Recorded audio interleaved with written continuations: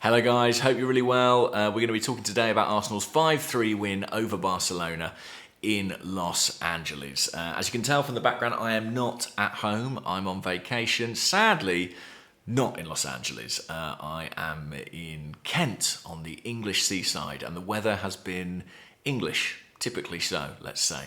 But having a lovely time nonetheless. Because I'm away with the family, I didn't stay up all night, I'll confess, to watch the game. But I have caught up with all the action this morning. One of the advantages of a baby that wakes up quite early is it gives you time to do things like that. And we're going to be talking through the major talking points today, my observations from the game and from the pre-season tour in general. Before we get into that, quick thank you to everyone who's subscribed to these videos. Really appreciate it. I think we're over 57,000 now. I would love to get to 60,000 to match the Emirates Stadium capacity before the season proper kicks off against Nottingham Forest in a couple of weeks' time.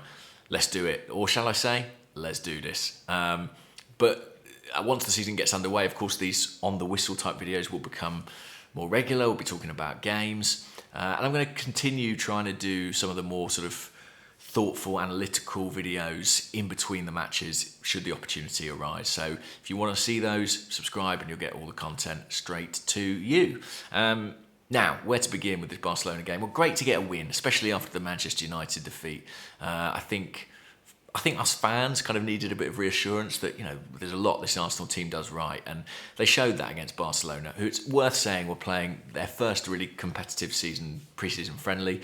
They were just overcoming a bout of sickness that forced them to cancel a game.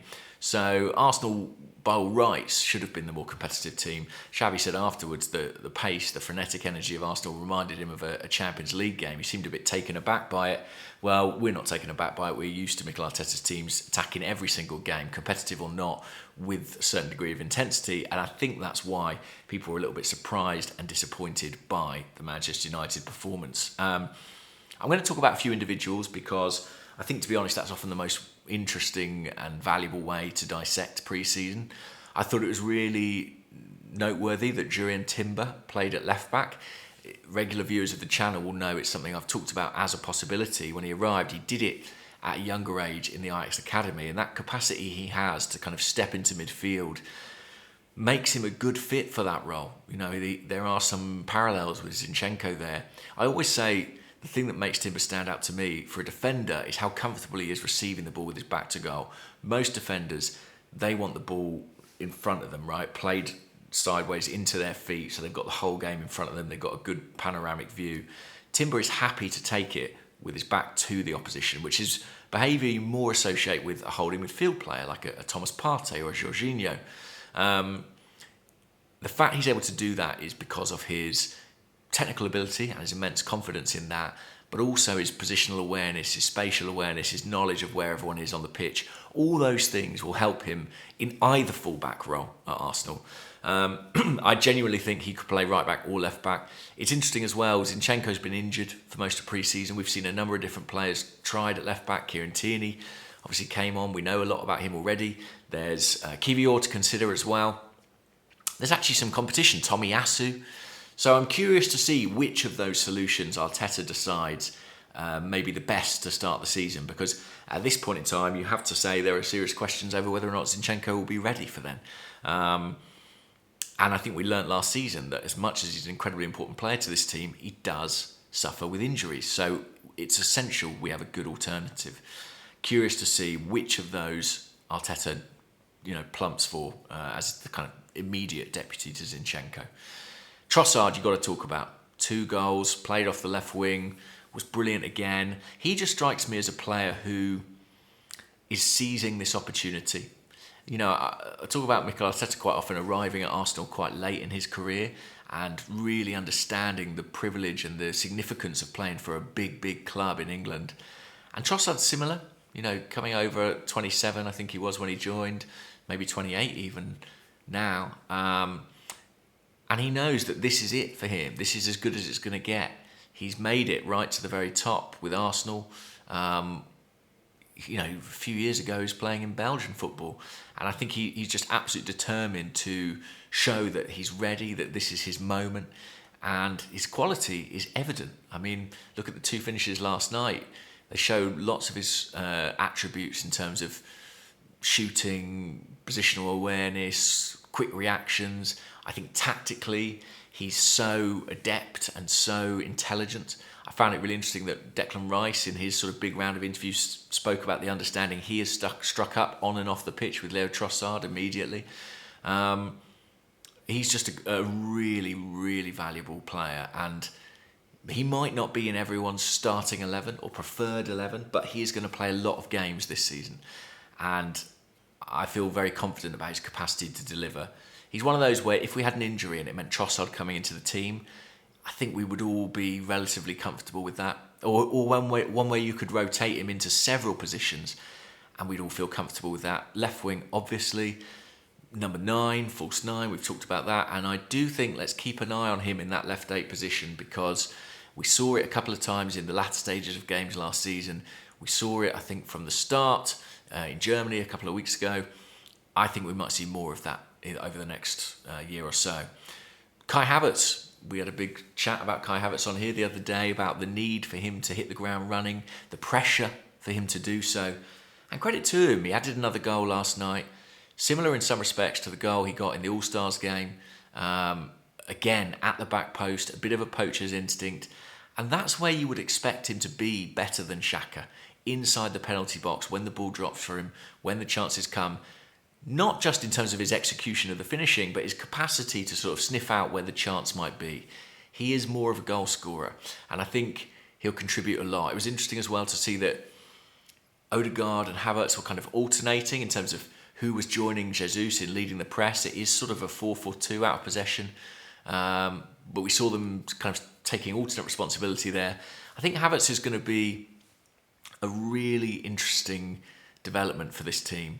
You know, when Sky do the lineups at the start of the game, he'll be in that midfield 3, but for all intents and purposes, he will be operating at times like a second striker and adding, hopefully, goals and assists to this team, which we need, because we don't have a Haaland, we don't have a 40-goal man.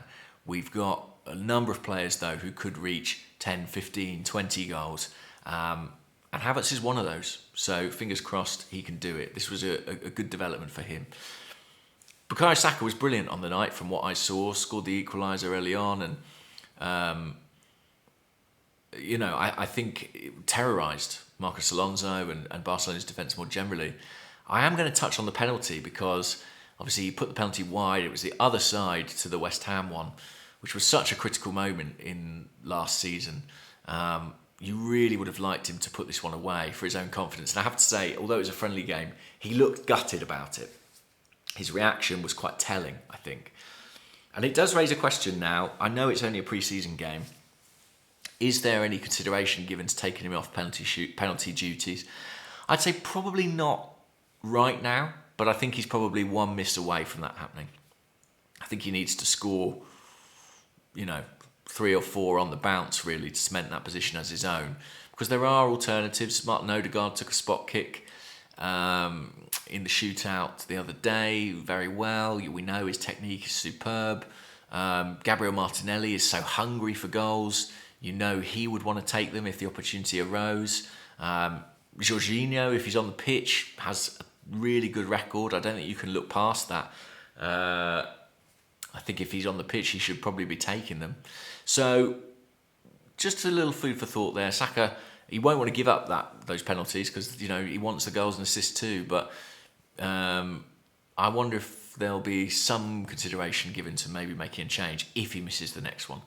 Fabio Vieira had a nightmare in the shootout. Blasted his penalty way over the bar. So I was delighted for him to score against Barcelona.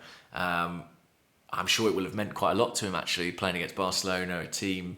They're obviously a massive Catalan club, but they've got a big following in Portugal as well. Luis Figo was obviously an iconic player for them before his defection to Real Madrid. And I think he will have wanted to impress in this game, and he did with a really good finish.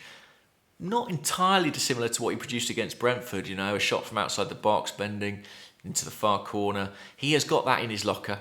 Go back and watch his goals for Porto. This boy can really finish. Not only that, he has a real instinct for where chances are going to come.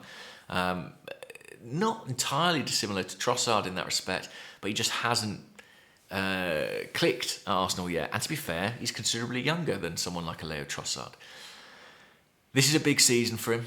And we've talked about Havertz in that left eight. We've talked about Trossard, Smith-Rowe, who I'll come on to later. There's competition now for Vieira. A gauntlet has been thrown down. You know, if he'd had a brilliant opening season last season, he might have made that position his own. He didn't. And Arteta felt the need to go out and buy a £65 million player in Kai Havertz for there. So where's he going to play? Is it going to be in that left eight role? Is it going to be as a right eight when Odegaard's out? We shall see. I don't think, without Europa League football, I don't think minutes are going to be given to him. I think he's going to have to really work for them. And but he has got quality. He has got quality, and this was a reminder of that. And it is useful to be reminded of that, you know, from time to time. A couple of absentees I mentioned: Zinchenko, Declan Rice also had a knock that he picked up in training. Flo Balogun, who we'd read reports that he was training alone. Arteta says there's an injury there. That may well be the case. I still think as well his likely departure is probably a factor there. If he was going to stay at Arsenal, he probably needed to make some impact in this tour. It hasn't gone that way. You know, Eddie's got minutes, Balogun hasn't. I think that tells you everything we need to know about where the club are, what their thinking is. If they can get anything close to 50 million, I think they'll be delighted with that. I think anything above 40 is probably likely to be accepted. So, one to watch over the next few weeks. I still think Inter Milan are interested in the player and would make some sense as a destination.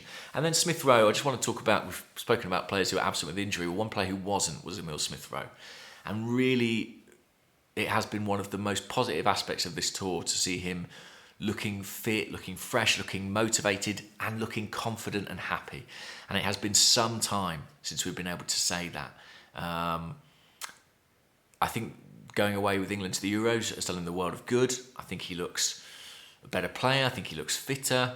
Arteta's been using him in a number 8 role, which is positive. I think it shows at least that there is, you know, a plan for him next season. Whereas towards the second half of last season, it just felt like, well, I don't know where he fits. We hoped it might be in that number 8 position. I think he, like Havertz, like Trossard, has that capacity to sniff out chances, to finish when they come. He could be a really, really, really, really big contributor. Let's not forget how good he was off the bench the season before last. I think there was 4 consecutive games he came off the bench and scored a goal. And while he can't live off that forever, I do think that shows an aptitude for reading a game, understanding where an opportunity might present itself. It's a gift Olivier Giroud had as well. He was a very good substitute. You know, Ole Gunnar Solskjaer, many players have been sort of specialists. It's not what Smith-Rowe would want, but there's a lot of minutes and a lot of games to play. I think as well as starting games, he is someone who can genuinely affect change from the bench. And if he does that often enough, he'll win himself a starting place. So they were my main takeaways really from the Barcelona game and the tour more generally. Shame not to see more of Rice in the holding midfield role. We saw Partey play there last night. And yeah, Rice will have a job on to kind of make that his own. The Monaco game is less than a week away now. The players will travel back to England and have a bit of rest. And then Monaco at the Emirates Stadium on Wednesday night. A home debut for the likes of Havertz, Timber and Rice, hopefully, should he be okay. I don't think he'll want to miss that one. And then it's Man City in the Community Shield at the weekend. And that will be a fiercely competitive game, you'd imagine. So Arteta will want to have things in order to have figured out, answered some of those questions. What is the midfield 3 composition? Who is the backup to Zinchenko? They maybe are the main question marks ahead of Man City. I'll leave it there. Please do like, subscribe and comment. Thank you for watching as always, and I'll speak to you all soon. Bye-bye.